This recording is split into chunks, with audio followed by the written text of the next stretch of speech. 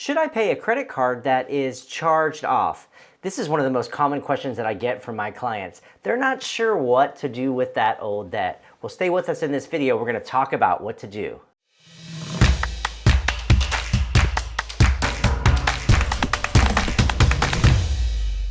In this episode, we're going to discuss what a charge-off is and how an account even gets to charge-off status. Then we'll discuss potential ramifications of not paying a charge-off. And then I'll discuss with you why paying off a charge-off might be a good idea. So what is a charge-off anyways? People are very confused by it. They see the word charge-off and they think to themselves, why am I getting collection calls? Why are they trying to pursue debt when they charged it off my credit? So let's clarify. All a charge-off is a statement that a creditor puts on your credit report. It's really just accounting terminology. All it means is that the account was charged off and deemed as uncollectible. That's all that it means. It's charged off on their bad debt expense, and later on, they're likely to take a tax credit for that. It's just a designation. Unfortunately, a charge-off is still owed. A lot of people think that once it goes into that status, it no longer is a debt that they're legally responsible for.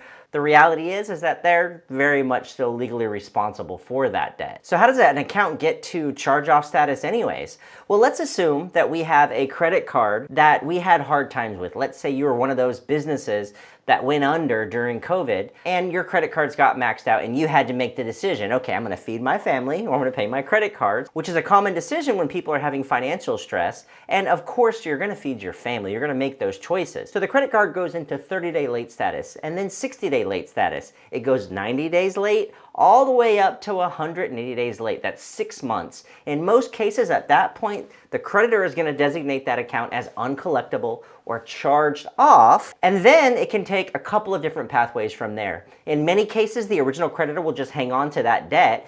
They're going to try to collect in-house, and if they don't collect within that 7-year time frame, oftentimes during that timeline, they'll often take the tax credit from the federal government. That's option number one. Option number two is that they can actually outsource that debt to a much more aggressive company, sometimes attorneys and other collection agencies. In other words, it's beyond the scope of what they're willing to do in-house, so they outsource it. What that means is that the creditor still very much owns that debt, even though you're getting phone calls from a second collection agency that you're not really aware of who they are. The third option for a charge-off is for it to get sold outright to a secondary collection agency that has actually bought that debt in full. And the way you can tell the difference between option number 2 and option number 3 is if it's outsourced debt or if the creditor is working on collecting that debt in-house, you're going to see a balance on the charge-off account on your credit report.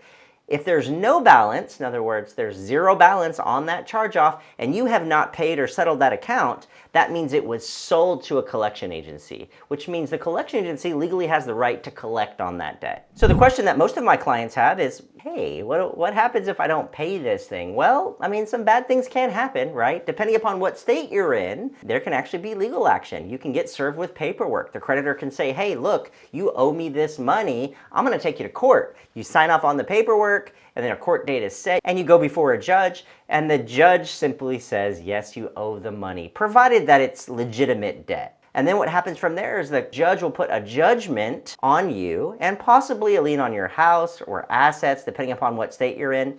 As an example, we're in Texas. In Texas, it's one of the most consumer-friendly states in all of the states. The statute of limitations to be sued is going to be 4 years. It's different for all states. It can go up to 10 years in some states.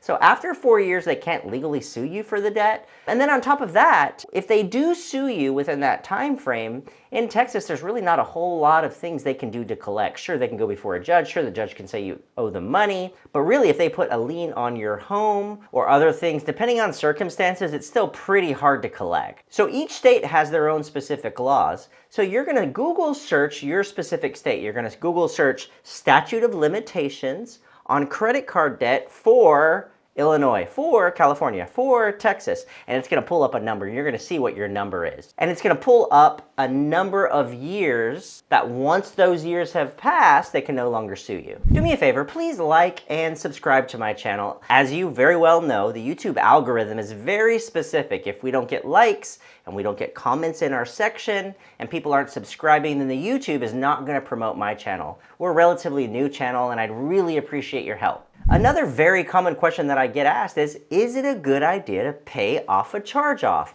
And I'm going to give you some tips and some opinions that are probably not going to be what you hear from most credit consultants that help people with their credit. Most every time they're going to say never pay it doesn't make sense, without exception. And in my world, I view that very differently. I view that if you have debt, it meets the legal requirements to be on your credit profile, you have the budget to do something about it, then possibly it makes sense. The first step, though, of course, is to go through every aspect of the account and make sure that it meets the legal requirements to be there. Remember, the Fair Credit Reporting Act is very specific about the way that an item needs to look in order for it to maintain its status on your credit profile.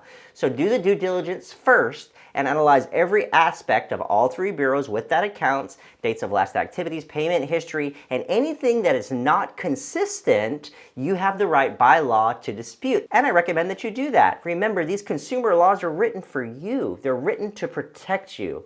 So before you even consider what to do with the debt, it best meet the legal requirements to be there. That's the first step. Now, if it does meet the legal requirements to be on your credit, and let's say the debt's less than 24 months old, in almost all cases, you're going to see a credit score bump by paying that debt. Now, should you pay the debt in full? No, you shouldn't. You should just try to get the balance to zero with as little as possible. Typically, a good settlement on a charged off credit card is going to be 40 to 60% of what the balance is. So if you owe $1,000 on the balance, $400 to $600 is a good settlement, getting that balance down to zero. Again, if it's less than 24 months old, in almost all cases, your credit score is going to increase. If it's over 24 months old, in some cases, you don't get very much of a bump or any bump at all. Actually, in the rarest of cases, if the account is very, very old, let's say 5, 6, maybe even pushing on that 7-year mark of when it comes off your credit, settling it can actually cause problems. So it's really important that you talk to somebody who knows how this is going to affect your credit and can give you some really good guidance moving forward. What I like about settling a charge off after you've done your due diligence to make sure that every single aspect of that account meets the legal requirements to be on your credit